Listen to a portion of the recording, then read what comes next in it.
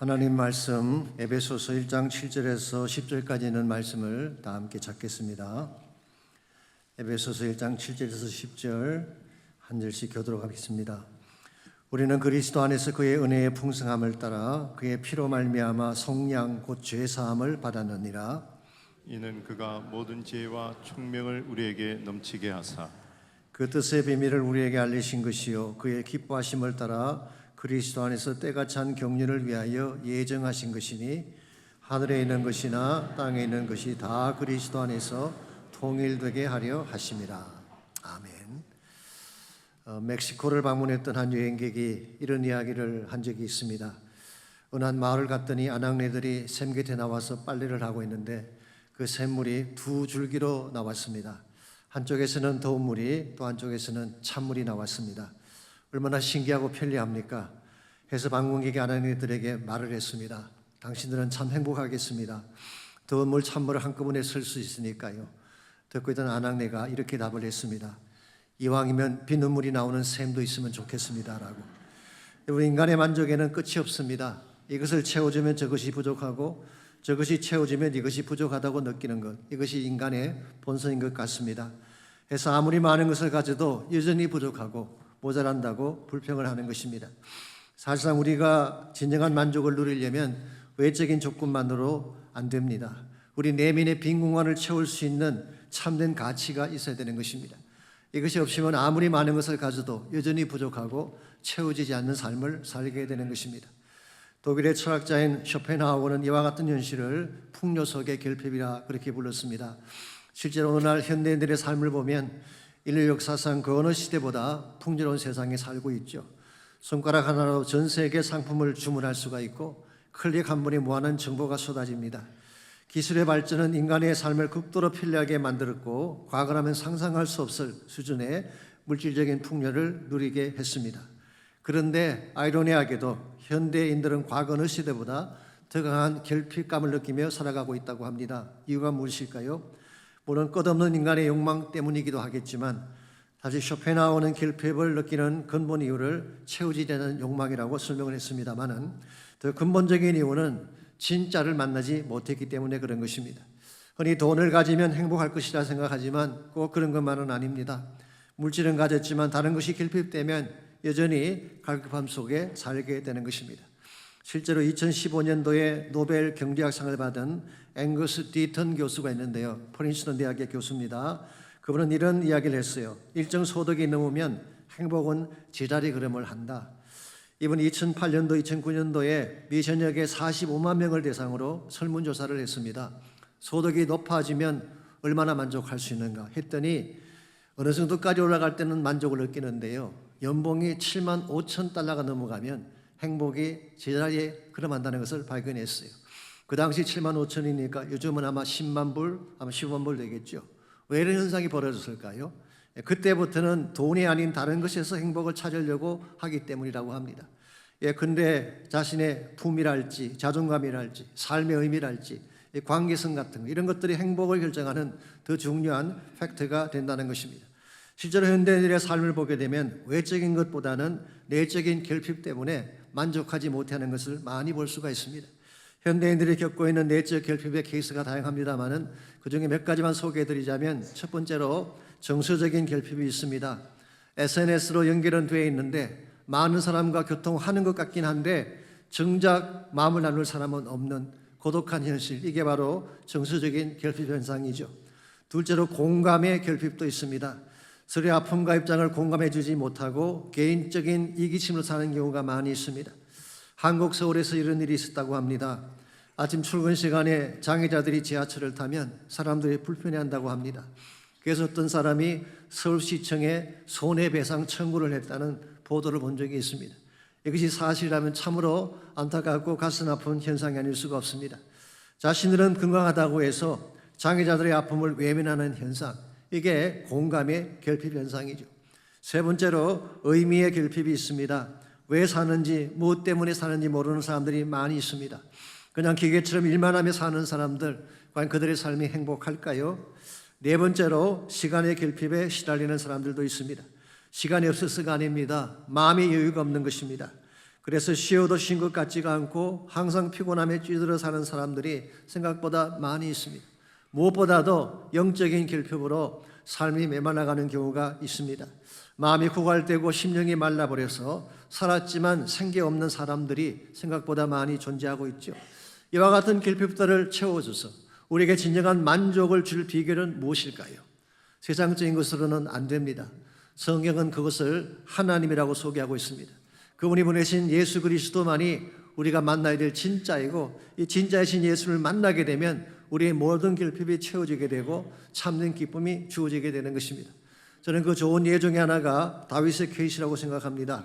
물론 다윗이 이스라엘 왕이 되고 많은 것을 소유했기 때문에 그의 삶이 풍성했다라고 말할 수도 있겠지만 꼭 그런 것만은 아닙니다. 시편 23편을 보십시오. 이것은 그가 왕이 되기 전에 유다 들판에서 양을 칠 때를 기억하며 지었던 노래이죠. 들판에서 잠을 자며 양의 오물이 묻은 남는 옷을 입고 살았음에도 불구하고 그가 뭐라고 고백했나요? 여호와는 나의 목자시니 내게 부족함이 없으리로다. The Lord is my shepherd, I shall not want. 여호와께서 나의 목자가 되시니 나는 더 필요로 한 것이 없다. 그런 고백이에요. 오들에서는 내 잔이 넘치나이다. My cup overflows. 그냥 잔이 차는 정도가 아니라 잔이 넘쳐나는 삶. 어떻게 이것이 가능했을까요? 비록 그가 남난 옷을 입고 들판의 양을 치는 상태에 있었지만 목자이신 하나님을 만났기 때문이죠. 여러분과 제가 외적으로 아무리 많은 것을 가져도 하나님을 만나지 아니하면 진정한 만족은 주어질 수가 없습니다. 그분 안에 우리가 갈망하는 모든 것들이 다 들어있기 때문에 그렇습니다. 그분 안에 나의 정서적 결핍을 채워줄 사랑이 있습니다. 그분 안에 나의 아픈 마음을 공감해줄 위로가 있습니다. 그분 안에 진정한 삶의 의미가 있으며 그분 안에 모든 수고를 내려놓고 쉴 수 있는 참된 평안과 안식이 있습니다. 무엇보다 그분 안에 나의 모든 영적 갈급을 해소하고 충만한 능력을 부어주실 생수가 준비되어 있는 것입니다. 그러므로 그분을 만나면 모든 것이 끝난 것입니다. 더 이상 결핍에 시달리지 아니하고 완전한 체험 가운데서 기뻐하며 살 수 있는 것입니다. 오늘 여러분의 삶은 어떠한지 모르겠습니다. 진정한 만족 가운데서 감사하며 살고 계시는지요? 아니면 아직도 결핍한 마음을 가지고 더 많은 것을 요구하며 살고 계시는지요? 우리의 삶이 하나님께 기쁨이 되려면 하나님이 우리에게 주신 은혜를 마음껏 누리면서 더 바랄 것이 없다는 고백을 하고 하나님께 영광된 모습으로 살아가야 됩니다. 우리가 어떻게 하면 어떤 상황에 처하든지 더 바랄 것 없습니다를 선포하며 하나님의 기쁨이 되어 살아갈 수가 있을까요?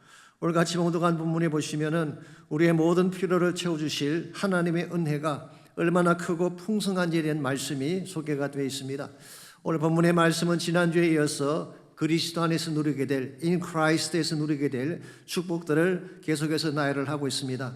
먼저 7절을 보시면 하나님이 우리 안에 주실 은혜가 어떤 차원인지를 이렇게 소개합니다. 우리는 그리스도 안에서 그의 은혜의 풍성함을 따라 그의 피로 말미암아 속량 곧 죄 사함을 받았느니라. 여기서 주목해야 될 단어가 은혜의 풍성함이라는 단어입니다. The riches of God's grace. 여기 rich라고 번역한 이 단어가 헬라 말로는 아폴로토스라고 하는 단어인데요. 이것은 abundance 혹은 overflowing 그렇게 번역할 수 있는 단어입니다. 무제한적으로 끊임없이 흘러나오는 은혜를 강조하는 것입니다. 8절 말씀 보게 되면 넘치게 하사라고 했어요. NIV 성경은 He lavished on us. 우리에게 사치스러울 정도로 아낌없이 부어주시는 것이다. 그렇게 설명하기도 했습니다. 이런 측면에서 하나님은 째째하신 분이 아닙니다. 마지못해 겨우 주시는 분이 아니라 주시고 주시고 주시고 또 주시다가 결국은 하나밖에 없는 독자까지 주신 하나님. 이런 하나님이시기 때문에 우리를 위해서라면 무엇이든 아끼지 않는 분이 하나님이세요. 그래서 사도 바울은 로마서 8장 32절에서 다음과 같이 적고 있습니다. 자기 아들을 아끼지 아니하시고 우리 모든 사람을 위하여 내주시니가 어찌 그 아들과 함께 모든 것을 우리에게 주시지 아니하겠느냐. 아들을 주신 하나님이 뭘 더 아낄 것이 있느냐. 그런 고백이에요. 실제로 하나님은 우리에게 넘치는 사랑을 주셨어요. 넘치는 능력을 주셨어요. 넘치는 축복으로 우리의 삶을 이끌어 주셨기 때문에 그분을 만나게만 하면 우리는 겨우 이기는 삶이 아니라 넉넉히 이기는 삶을 살게 되는 것입니다. 이런 면에서 예수님 만나고 하나님 만나는 것이 가장 큰 부유함의 근거가 되고 원인이 되는 것입니다. 오래전에 저희 교회 아르헨티나 출신의 목사님이신 후안 카를로스 오르티즈 목사님이 오셔서 부흥회를 인도하신 적이 있습니다. 참 귀한 말씀을 많이 전해 주셨는데요. 그분이 쓴 책 중에 제목만으로도 도움이 되는 은혜가 되는 그런 책이 한 권이 있습니다. 사실은 그분의 설교를 모아서 만든 책이라고 합니다마는 제목이 이렇게 붙어 있어요. 더 바랄 것 없습니다. 그리스도만으로 충분합니다. 정말 귀한 고백 아니겠습니까? 예수님 만나면 더 바랄 것이 없다는 거예요. 그리스도만으로 충분하기 때문에. 여러분과 제게 이런 고백이 있어야지 무슨 상황을 맞이할지라도 참 기쁨과 충만한 가운데 살아갈 수가 있는 것입니다. 여러분의 삶이 비록 환경은 어려울지라도 외적인 면에서는 결핍이 있을지라도 우리 내면 속에 그리스도가 함께 하셔서 진정한 차원의 충만함을 누리며 살 수 있기를 바랍니다. 우리가 어떻게 하면 하나님의 은혜 안에서 더 바랄 것이 없는 인생이 되어서 충만함을 고백하며 살아갈 수가 있을지 오늘 본문을 통해서 은혜 안에서 우리가 누리게 될 삶의 비결 몇 가지를 함께 정리해 보려고 합니다. 은혜 안에서 진정 풍성한 삶을 살아가려면 1차적으로 죄 사함의 기쁨이 있어야 돼요. 죄 사함의 기쁨이 없이는 참된 풍성한 삶을 누릴 수가 없습니다. 우리 삶을 핍절하게 만드는 가장 큰 원흉이 뭔지 아십니까? 죄입니다. 죄의 굴레가 우리 삶을 묶고 있는 한 무엇을 가져도 행복할 수가 없는 것입니다. 그러므로 참 기쁨을 누리기를 원한다면 죄의 굴레를 벗어나야 하는 것입니다. 7절 말씀 보시면 우리가 어떻게 죄의 굴레를 벗어날 수 있을지를 7절이 자세하게 소개해주고 있습니다. 우리는 그리스도 안에서 그의 은혜의 풍성함을 따라 그의 피로 말미암아 속량 곧 죄사함을 받았느니라. 그리스도 안에서 죄사함을 받았대요. 이 죄사함 받는 과정을 속량이라고 표현하고 있습니다. 이 속량이라는 단어가 대다수 영어 성경에서는 redemption이라고 번역을 했어요. 그런데 헬라말 아폴루트로시스라고 하는 이 단어는 사실 두 단어의 합성어인데요. 아포라는 말은 from, 무엇으로부터 그런 뜻입니다. 그 루트라라는 단어는 ransom이라는 뜻이에요. ransom이라고 하는 말은 대가를 지불하는 돈을 말하는 것이죠. 고대 사회에서 노예를 자유케 하려면 값을 지불해야 됩니다. 그 값을 ransom만이라고 부르는 것입니다. 현대 사회에서는 괴한인 사람을 납치했을 때 지불금을 요구하지 않습니까? 그 돈을 ransom만이라고 부르고 있죠. 자, 하나님이 죄의 노예되었던 여러분과 저를 자유케 하려면은 그 이상 자유케 할 수가 없어요. 대가를 지불해야 됩니다. 그게 바로 ransom만이 우리에게 대가를 지불하고 샀다 그런 의미를 담고 있는 것입니다. 자, 그래서 하나님이 우리를 사기 위해 우리를 자유케 하기 위해 지불하신 대가는 무엇일까요? 그의 피로 말미암아 through his blood 하나님의 아들 예수님의 피로 말미암아 여러분과 제가 속량함을 받고 즉 죄 사함을 받고 하나님의 자녀가 된 것입니다. 그러므로 우리가 예수 그리스도 안으로 들어오는 순간 더 이상 죄에 눌려 살 이유가 없습니다. 이미 그리스도가 우리의 모든 죄값을 지불해 주셨기 때문에. 그럼에도 불구하고 안타깝게도 오늘날 많은 사람들이 이 죄 사함의 기쁨을 누리지 못한 채 살아가고 있습니다. 예수 믿고 구원받았음에도 불구하고 여전히 죄의 굴레 속에서 죄책감이 묶여 사는 사람들이 많이 있지 않습니까? 하나님은 용서하셨는데 자신이 자신을 용서하지 못해 아파하는 분들을 많이 볼 수가 있습니다. 하나님은 동이서에서 먼 것과 우리의 죄를 기억조차 않으신다고 하시는데 자신은 그것을 기억하고 스스로 고통을 안고 사는 사람들이 있죠. 이유가 무엇일까요? 저는 두 가지를 생각합니다. 첫 번째 이유는 하나님이 모든 죄를 처리해 주셨다는 것을 믿지 못하기 때문에 그런 것입니다. 하나님이 모든 죄를 담당해 주셨는데 그 모든 죄 속에는 문자 그대로 모든 죄가 다 포함된 것입니다. 과거의 죄, 현재의 죄, 미래의 죄가 다 포함된 것입니다. 제가 이렇게 말씀드리면 조금 이해가 안 가시는 분이 계실지도 모르겠어요. 과거의 죄를 처리하신다는 것은 이해가 되는데 현재의 죄를 처리해 주신다는 것도 이해가 되는데 미래의 죄까지 다 처리해 주셨다니 납득이 안 갈 수도 있을 것입니다. 그런데 한번 생각을 해보십시오. 시간적으로 말씀드리자면 예수님께서는 지금부터 2000년 전에 돌아가셨어요. 그때 주님이 돌아가실 때 그 당시 사람들의 죄만 담당하신 것일까요? 그렇지 않습니다. 2000년 전에 돌아가셨지만 온 인류의 죄를 한꺼번에 다 담당하신 거예요. 이것을 히브리서 9장 12절은 이렇게 적고 있습니다. 자기 피로 영원한 속죄를 이루사 단번에 성소로 들어가셨다고 했어요. Once and for all sacrifice. 이게 주님의 십자가, 즉 하나님이 주신 그 제사가 의미하는 것입니다. 예수님은 돌아가심으로 십자가를 지심으로 단번에 모든 인류의 죄를 담당해 주신 것을 말한 것입니다. 요한복음 19장에 보게 되면 예수님이 임종하시기 전에 남기신 유명한 말씀이 있죠. 다 이루었다. It's finished. 사실 헬라 말로는 한 단어로 되어 있는데요. 텔레타스타이라는 유명한 단어입니다. 여러 차례 말씀을 드린 바 있습니다마는 고대 사회에서는 이 단어가 세금을 완불했을 때 지어주는 도장을 말하는 것입니다. paid off 그런 뜻이에요. 너가 지불해야 될 모든 대가가 지불됐다, 지불이 완료되었다, fully paid 그 의미를 담고 있는 것이 테텔레스타이라는 단어입니다. 그러므로 예수님께서 돌아가실 때에 그분이 다 이뤘다고 말씀하실 때에 우리의 모든 죄에 대한 값은 fully 지불된 거예요. 우리의 모든 죄는 다 처리된 것입니다. 그러나 가만히 앉아 있어도 우리의 모든 죄가 자동적으로 처리가 될까요? 그건 아닙니다. 예수님을 나의 구원자로 영접을 해야 됩니다.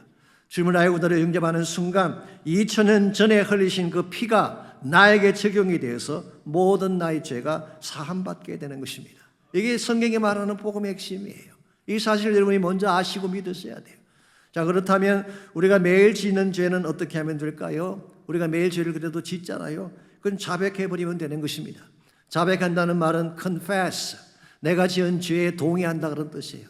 내가 잘못했습니다. 내가 죄 지은 것을 인정합니다. 이게 고백하는 것입니다. confess 하는 것입니다.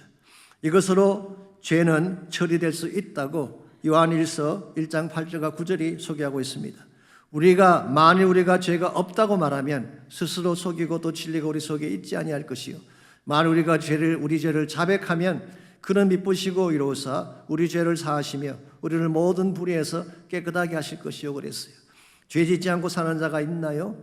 예수 믿는다고 죄를 안 지고 삽니까? 그렇지 않죠. 우리도 죄를 짓습니다. 죄를 짓는 것은 분명하지만 이 죄는 처리하면 된다는 거예요. 이 죄를 가슴에 안고 죄책감에 젖어 사는 것이 아니라 자백함으로 토해내버리면 하나님이 우리를 모든 불의에서 깨끗하게 하신다는 약속이에요. 요한복음 13장에 보시게 되면 주님 이런 말씀하셨어요. 목욕한 자는 발만 씻으면 된다 그 말씀하셨죠. 그 말의 뜻이 뭘까요? 목욕했다는 것은 예수님의 보혈로 씻음받은 것을 말하는 것입니다. 즉 우리의 죄가 다 담당되어진 것입니다. 그 후에 짓는 죄는 마치 발을 씻는 것처럼 다시 목욕할 필요는 없어요. 죄를 자백하고 토해내면 되는 것입니다. 사실 크리스찬으로서 죄를 품은 채 사는 것은 상당히 위험한 것입니다. 1차적으로 그것은 하나님과의 관계를 방해하게 됩니다. 제가 새신자 올릴 때도 말씀드립니다마는 자동차를 찌그러버린 아들이 아버지를 만나지 못하는 얘기 드렸잖아요. 아들이 사고를 치고 왔다고 해서 아버지가 아들과의 관계를 끊는 아버지가 어디 있겠어요. 아버지 아들의 관계는 그대로 있습니다. 다만 사고를 치고 자백을 하지 않으면 불편한 거예요. 식사 시간에 같이 앉아서 식사를 하지 못하는 거예요. 자백해버리면 마음이 편안해지고 후리해지는 것입니다. 뿐만 아니라 죄를 자백하지 않으면 그 죄가 우리를 상하게 만듭니다. 죄는 안고 살면 우리를 죽이는 것입니다. 시편 32편 3절에 보게 되면 다윗이 이런 고백을 했죠. 내가 입을 열지 아니할 때에, 즉 자백하지 않을 때에 종일 신음함으로 내가 쉬하였다 그랬어요. 내 뼈가 쉬하였다고 그랬어요. 내가 입을 열지 않고 자백하지 않을 때는 나의 뼈가 부서지고 아픔을 겪게 되었다 그런 뜻입니다. 오늘 여러분과 제가 무슨 죄를 지었을지라도 십자가 앞에 가지고 나가서 자백해버리면 주님이 깨끗하게 씻어내어 주시고 회복시켜 주시는데 죄를 안고 사는 것은 결코 바람직한 것이 아닌 것입니다. 이와 같이 우리가 죄책감에 눌려 사는 첫 번째 이유는 이 사실을 잘 모르기 때문에 그런 것입니다. 죄책감에 사는 두 번째 이유는 사탄의 역사 때문일 때가 많이 있습니다. 사탄은 우리가 과거에 지은 우리의 허물과 죄를 덜추내기를 원합니다. 자꾸 과거를 리마인드 시켜주죠. 내가 옛날에 지었던 잘못을 자꾸 기억나게 하는 것입니다. 그래서 가끔 우리 마음속에 이런 생각이 들어올 때가 있죠. 너 같은 것이 무슨 성도냐, 그 모양은 무슨 집사냐, 너가 무슨 목사냐, 이런 생각이 들 때가 있지 않습니까? 그런 생각 한 번도 안 드셨어요? 우리가 뭔가 좀 잘못했을 때 항상 그런 자책감이 들 때가 있습니다. 그러나 여러분 기억하십시오. 그와 같은 자책감은 성령이 주시는 마음이 아닙니다. 사탄이 주는 마음이에요. 로마서 8장 6절에 보면은 성령이 주시는 생각은 생명과 평안이라고 했어요.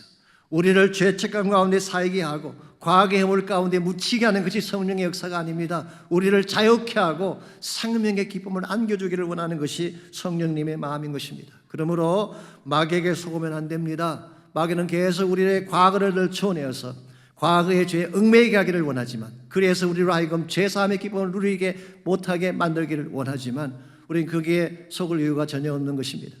언젠가 그렉 노리 목사님의 설교 중에 이런 제안을 하신 적이 있어요. 마귀가 자꾸 우리의 과거를 덜추어내거든. When Satan reminds us of our past, 우리의 과거를 계속 들추내기를 원하거든 그의 미래를 리마인드 시켜줘라. Let him reminded of his future. 마귀의 미래가 뭔가요? 유황불목 속에 들어가는 것입니다. 마귀의 미래는 패망하는 것입니다. 그러므로 악한 마귀가 우리를 미혹하려고 할 때에 그 마귀의 속임수에 넘어가지 말고 오히려 담대하게 믿음으로 선포하게 되면 사탄을 이기고 자유를 누리게 되는 것입니다. 그러므로 우리가 정말 하나님의 은혜를 바로 안다면 그리스도 안에서 죄사함의 기쁨을 누릴 수 있어야 돼요. 뿐만 아니라 공동체 안에서도 서로 정죄하며 덜추어내기보다는 사랑으로 감사하며 사는 것을 배워야 됩니다. 이것이 은혜를 바로 하는 자의 바른 삶의 모습이기 때문에 그렇습니다. 언젠가 제가 목회 잡지에서 이런 비극적인 실화를 읽은 적이 있습니다. 6.25 전쟁 직후에 모두가 가난하게 살 때 한 남매가 있었는데요. 오빠가 폐결핵에 걸리게 됐습니다. 당시는 심각한 질병이었죠. 그냥 두면 죽을 것이 자명했습니다. 그래서 그 누이가 자기 몸을 팔아서 오빠의 병원비를 마련했습니다. 그 결과 오빠의 몸이 회복이 되고 두 사람 다 교회를 다니면서 기쁨으로 신앙생활을 했어요. 그런데 그 교회 집사님 중에 한 분이 이 동생의 과거를 알고 교회 안에 퍼뜨리기 시작한 것입니다. 충격과 부끄러움으로 교회를 다닐 수가 없었어요. 몇 달 뒤에 그 형제의 병이 재발을 했습니다. 그는 고민 끝에 스스로 목숨을 끊고 말았대요.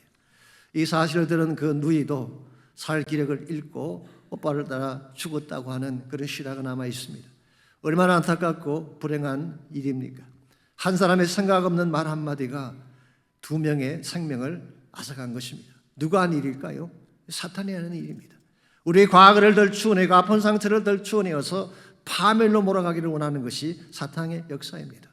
오늘날 이와 같은 역사가 없을까요? 저는 있다고 생각합니다. 사탄은 우리 마음속에 이런 누룩을 퍼뜨려 놓아서 우리 마음을 가로막는 것입니다. 하나님을 보지 못하게 합니다. 진리를 보지 못하게 하고 참된 사랑과 하나님의 뜻을 외면하게 하는 것입니다. 여기에 말려 들어가면 여러분과 저는 안 되는 것입니다. 우리는 사탄의 음성이 아니라 하나님의 음성을 들어야 될 줄 믿습니다. 너의 모든 죄가 사함받았노라. 요한일서 1장 7절에 있는 말씀처럼 나사렛 예수 그리스도의 보혈이 우리를 모든 죄에서 깨끗게 하였느니라. 이 말씀을 믿고 선포할 때에 우리는 죄로부터 자유케 될 수가 있는 것입니다. 이런 의미에서 우리가 정말 풍요로운 삶, 기쁨이 넘치는 삶을 살려면 1차적으로 죄 사함의 기쁨을 누려야 돼요. 그래야 우리 삶이 행복하고 만족스럽고 아름답게 되는 것입니다. 두 번째로 은혜 안에서 풍성한 삶을 살아가려면 깨달음의 기쁨이 필요합니다. 죄사함의 기쁨을 누렸다면 그 다음 단계는 하나님과 교제하며 소통을 하는 것입니다. 그래서 하나님 마음에 품고 계시는 비밀을 깨닫고 그분의 비밀의 뜻을 따라 살아갈 수 있을 때에 참된 부유로운 인생을 살 수가 있는 것입니다. 8절 말씀 보겠습니다. 우리가 그리스도 안에서 누리게 될 두 번째 축복을 이렇게 소개합니다. 이는 그가 모든 지혜와 총명을 우리에게 넘치게 하사. 자, 하나님이 그리스도 안에서 우리에게 지혜와 총명을 주시는데 넘치게 주신대요. 지혜가 어떤 것인가요? wisdom. 이 지혜라고 하는 것은 지식과는 다른 것입니다. 많은 양의 정보를 지식이라고 그러죠. 그런데 지식과 지혜는 다른 것입니다. 지혜는 많은 양의 정보를 종합해서 삶의 원리를 찾고 바른 삶의 길을 찾는 것을 지혜라고 하는 것입니다. 과거에 한국의 입시제도는 주로 지식을 묻는 질문들이 많았죠. 그래서 정부만 달달 외웠던 기억이 저에게도 남아 있습니다. 근데 명량대첩은 언제 일어났는가? 1597년 음력 9월 16일, 양력으로는 1597년 10월 26일. 그때 왜군의 배는 몇 척이고 우리의 배는 몇 척이었는가? 왜군은 133척, 우리는 원래 12척이었는데 나중에 한 척이 합해져서 13척. 이 정보를 많이 배운다고 해서 도움이 되나요? 지식만으로는 별 의미가 없습니다. 그 정보 외워서 어디서 먹겠다는 거예요. 그런데 이 명량대첩을 통해 어떤 교훈을 받게 된다면 의미가 있는 것입니다. 명량대첩을 통해 배우게 될 가장 큰 교훈이 뭔가요? 필사적생, 필생적사. 기억나십니까? 이순신 장군이 썼던 일기에 나옵니다. 죽으려고 하는 자는 살게 되고 살려는 자는 죽는다. 이걸 깨닫는 것이 지혜예요. 이 지혜가 있어야지 삶을 바르게 살 수 있는 것이 지식의 양만 많이 가져서 뭐 하겠다는 것입니까? 우리가 잘 아는 것처럼 전 세계에서 노벨상을 가장 많이 수상한 민족이 유태인이죠. 약 3분의 1을 그들이 받았습니다. 이유가 뭘까요? IQ가 높아서? 아닙니다. IQ로 따지자면 한국 사람 따라갈 민족이 없습니다. 가장 잔머리가 잘 돌아가는 민족이 한국이에요. 그럼에도 유대인이 이렇게 많은 역할을 하게 된 이유는 딱 한 가지입니다. 어릴 때부터 말씀을 통해 지혜를 가졌기 때문이에요. 오늘 여러분이 자녀들이 잘 되기를 원한다면 말씀의 지혜를 심어주시기 바랍니다. 이게 세상을 이기는 힘이에요. 이 지혜가 있어야 돼요. 두 번째로 총명이 나오는데, 총명이라고 하는 것은 인사이트라고 번역을 할 수 있습니다. 내면을 들여다보는 통찰력을 의미한다고 볼 수가 있죠. 장미의 꽃만 보는 것이 아니라 그 속에 가시도 보는 것이 통찰력입니다. 와이프가 백화점 갔을 때 옷 하나 들고 나와서 이거 너무 비싸지 그럴 때에 진짜 비싸네, 300불이나 하네, 그러면 얻어 터지는 것입니다. 사달라는 뜻이죠. 이걸 깨닫는 것을 통찰력이다, 그렇게 부르는 것입니다. 우리 삶 속에는 보편적인 통찰력도 필요하지만 더 중요한 것은 영적인 통찰력입니다. 하나님의 마음을 읽고 하나님이 감추고 계신 하나님의 뜻을 잘 분별해내는 것, 이게 영적 통찰력이라고 하는 것입니다. 그렇기 때문에 오늘 보면 9절을 계속 보십시오. 하나님 우리에게 지혜를 주시고 영적 통찰력을 주시는데 이걸 통해 무엇을 알기를 원하셨던 것일까요? 그 뜻의 비밀을 우리에게 알리신 것이요, 그의 기뻐하심을 따라 그리스도 안에서 때가 찬 경륜을 위하여 예정하신 것이다. 그 뜻의 비밀을 알게 하기 위해, 이 끝의 뜻의 비밀이라고 하는 말은 하나님이 그리스도 안에서 오래전부터 준비하신 하나님의 계획을 말하는 것입니다. 이 비밀이라고 하는 단어가 헬라말로 무스테리온인데요, 여기서 나온 영어가 미스테리라는 영어에서 나왔죠. 이것은 한동안 감추어 놓았던 어떤 것을 때가 찼을 때에 열어 보여주시는 것을 비밀을 연다, 그렇게 말하는 것입니다.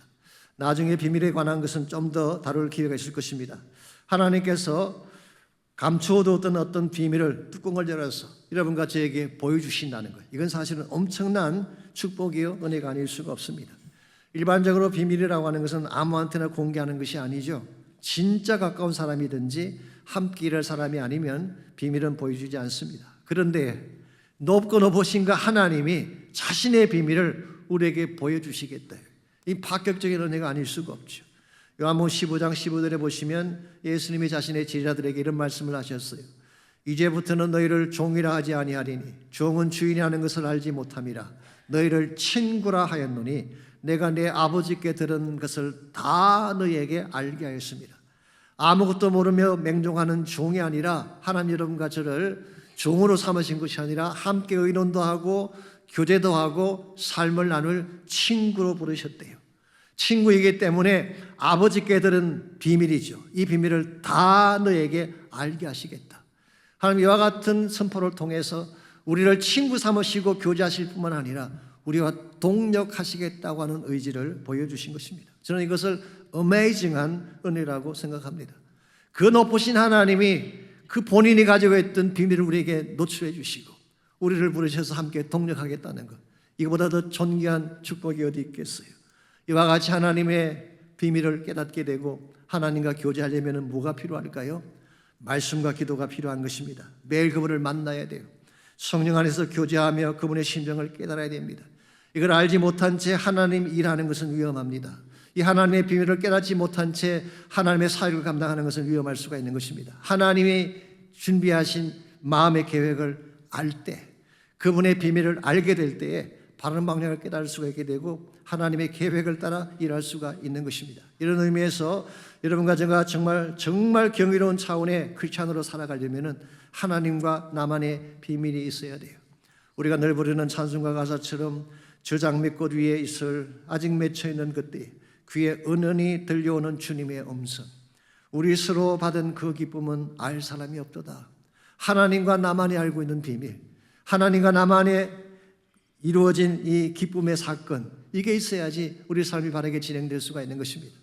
여러분, 사회적인 연결은 끊어질 수가 있습니다. SNS 좋아하시는 분들, SNS는 끊어질 수가 있어요. 인간과의 소통은 막힐 수가 있습니다. 그런데 하나님을 만난 사람, 하나님의 비밀을 아는 사람은 모든 세상 것이 다 끊어져도 하나님과 교통할 수 있기 때문에 여러분 낙심하지 아니하고 바르게 살아갈 수가 있는 거예요. 하나님이 내 곁에 계셔서 말씀해 주시고 나는 그분에게 나의 필요를 아뢰고 내가 가진 어떤 허물이나 문제를 다 보여주셔도 뒤탈이 없을까 하나님과 함께 친구 되어 살아가는 삶, 얼마나 큰 축복이에요.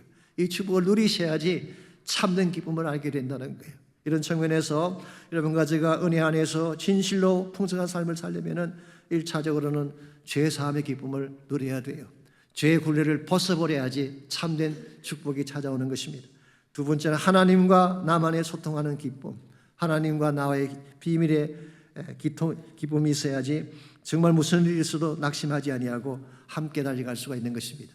마지막 세 번째로 은혜 안에서 참된 풍성한 삶을 살려면은 통일됨의 기쁨이 필요합니다.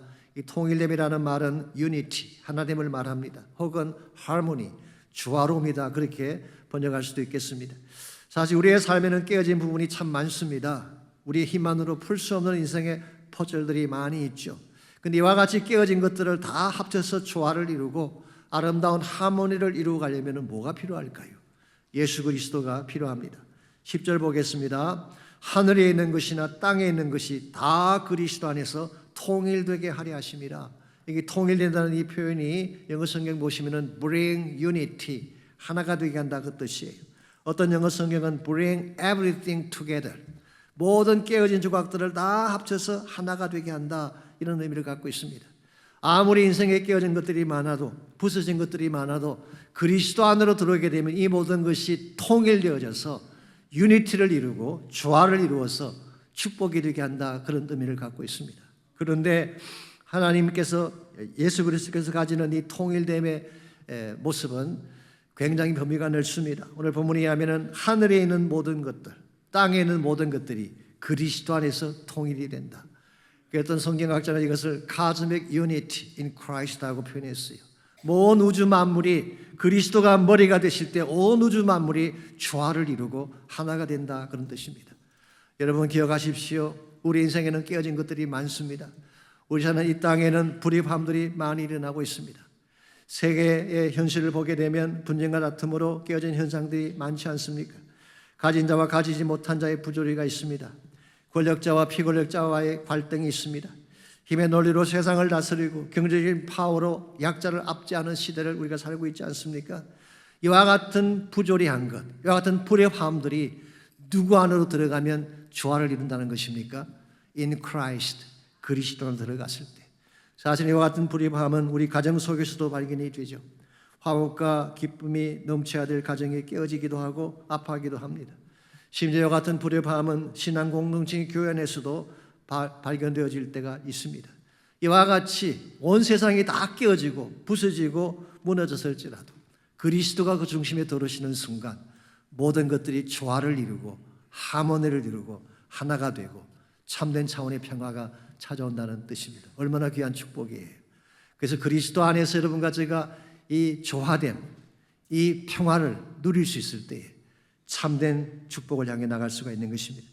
복음서에 보시게 되면 한밤중에 바다 한가운데서 풍랑 만난 제자들에 대한 스토리가 기록되어 있죠. 풍랑이 찾아왔습니다. 그때 제자들이 할 수 있는 일이 뭐가 있었나요? 아무것도 없었어요. 그들은 패닉 상태에 빠져서 두려워하며 아우성만 칠 뿐이었습니다. 그런데 그 풍랑 한가운데 주님이 개입하시자 풍랑이 멈추고 바다에 평화가 찾아왔습니다. 어려움과 제 삶도 동일합니다. 우리의 삶 속에도 어느 날 갑자기 파선 선고가 일어나기도 하고 갑자기 중병선을 받기도 하고 우리 모두가 패닉 상태에 빠져서 어쩔 뻔을 몰라 할 때가 오는 것입니다. 그때 누가 필요할까요? 예수 그리스도가 필요합니다. 풍랑을 잔잔하게 하신 그 예수님이, 모든 깨어진 조각들을 합쳐서 조화를 이루시고 예수님이 우리 삶 속에 찾아오게 되면 모든 깨어진 것들이 합쳐서 아름다운 선을 이루게 되고 패닉이 떠나가고 참된 평화가 우리의 가슴을 가득 채우게 되는 것입니다. 이 사실을 오래전에 깊이 깨달았던 미국 목사님이 한 분 계십니다. 그분의 이름은 워렌 코넬이라는 분이신데요. 이분은 1845년도 미시간에서 태어나셨지만 그분은 주로 사역을 위스콘신에 있는 시골 교회에서 사역을 했습니다. 아신 대로 1800년대 말에 미국은 혼란기였습니다. 농경시대가 끝나고 산업시대로 접어드는 전환점이었기 때문에 많은 사람들이 혼란스러워하고 불안해하는 그런 시기였습니다. 그때 이 워렌 코넬 목사님이 위스콘신에 있는 한 캠프에서 집회를 인도하셨어요. 수요일부터 주일 밤까지 5일 동안 집회를 인도하셨는데 집회가 끝나는 날 홀로 밀워키 리버, 아주 아름다운 강입니다. 그 강을 바라보다가 그게 서려있는 아름다운 평화를 보게 합니다. So wonderful peace is there in the river. 그 강에 흐르는 너무너무나 아름다운 평화를 그가 보면서 스스로 질문을 던집니다. 왜 우리 마음에는 저런 평화가 없을까? 왜 이 땅에는 저와 같은 평화가 없을까? 질문하던 중에 문득 떠오른 생각이, 만일 예수님이 우리 마음속에 임하신다면, 만일 예수님이 이 세상 가운데 임하신다면 저 평화가 올 것이 분명해. 그는 그때 그 감동을 글로 적기 시작했습니다. 다음과 같은 내용의 평화를 노래하는 시를 그가 적었어요. Far away in the depth of my spirit tonight. 오늘 밤 내 영혼의 깊은 곳에 Rolls of melody sweeter than psalm. 시편보다 더 아름다운 가락이 울려 나옵니다. Peace, peace, wonderful peace. 평화, 평화, 놀라운 평화로다. Coming down from the Father above. 하늘 위에서 내려오는 하나님의 평화로다. 이 찬송시가 오늘 우리가 부르는 찬송가 412장이 된 것입니다.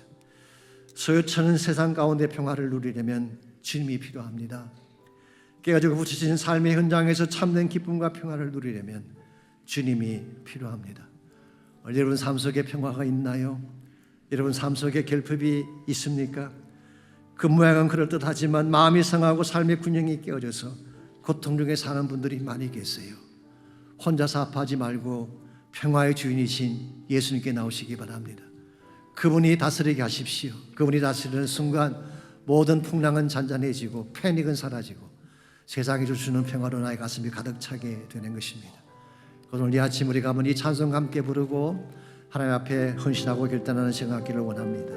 내 영혼의 그 깊은 데서 내 영혼의 그 깊은 데서 맑은 바람에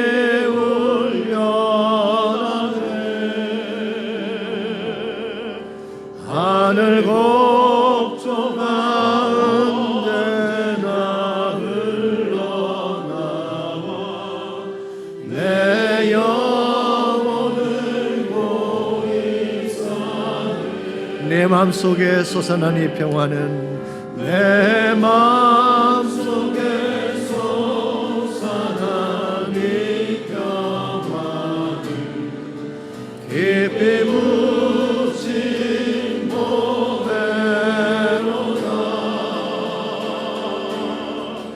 나의 보관을 캐내려 가져갈 자 그 아무도 없으니. 우리 다 일어나서 함께 찬양하겠습니다. 평화 평화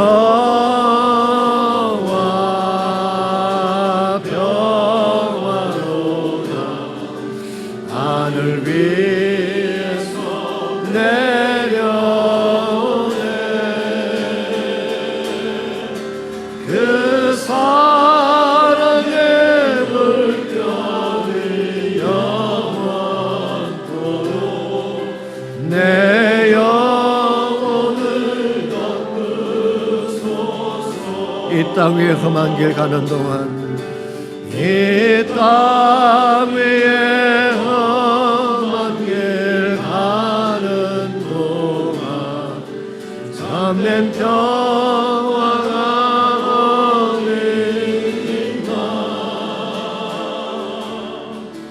우리 모두 다 예수를 친구 삼아 참 평화를 누리겠네.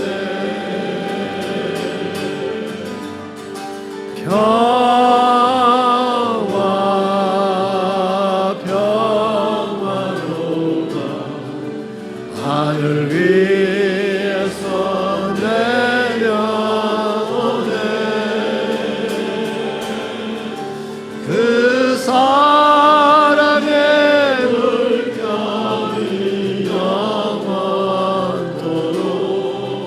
내 영혼을 덮으소서.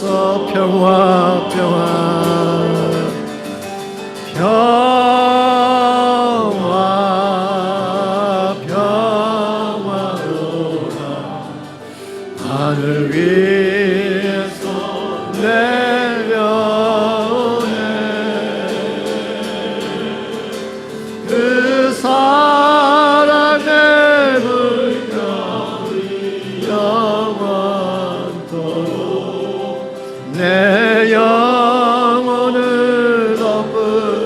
우리 다시 한번 선포합니다. 평화, 평화, 평화,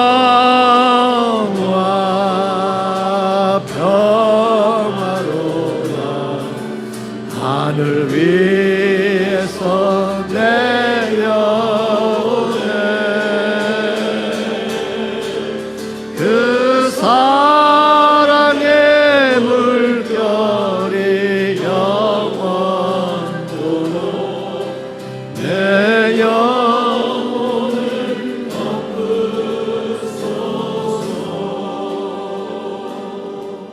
하나님이 평화를 갈망합니다. 깨진 우리의 가슴 속에, 상한 우리의 마음 가운데에, 분쟁하며 다툼 가운데 있는 우리 가정과 우리 사회 가운데에 주의 평화가 넘쳐나게 하셔서 깨어진 사회가 조화를 이루게 하시고, 무너진 삶의 터전들이 하나님 때문에 회복되는 역사가 일어나게 하시고, 우리 마음에 견딜 수 없는 감격과 찬양이 회복되게 하셔서 하나님 나라의 평화를 찬양하며 그 평화를 선포하며 그 평화의 능력 가운데 달려갈 수 있는 우리 모두가 되게 하여 주시옵소서. 이제는 우리 구주 예수 그리스도의 은혜와 하나님 아버지의 무한하신 사랑과 성령님의 충만한 임재하심이 예배를 마치고 돌아가는 모든 성도 한 분 한 분에게, 그들의 가정 위에, 그들의 삶의 터전 위에, 자녀들과 자손들 위에 이제로부터 항상 함께 해주시기를 예수님의 이름으로 간절히 축원하옵나이다.